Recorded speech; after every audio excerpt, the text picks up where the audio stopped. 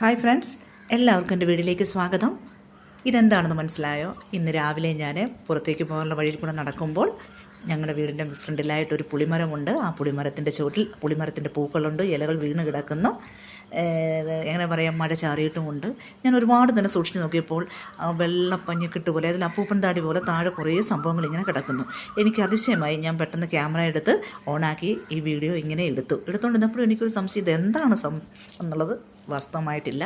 പക്ഷേ എന്നാലും ഇങ്ങനെ ആലോചിച്ച് നോക്കിയപ്പോഴാണ് മനസ്സിലായത്, ആലിപ്പഴം എന്ന് പറഞ്ഞ സംഭവമാണിത്.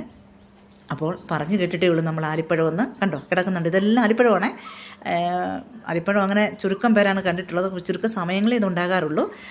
ആലിപ്പഴം ഞാനത് ശരിക്കും കാണുകയാണ്. അത് താഴെ കിടക്കുന്ന ഭംഗിയാണ് കാണാൻ.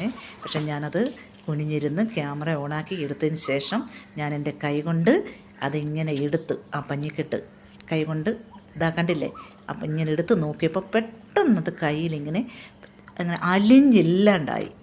അതാണ്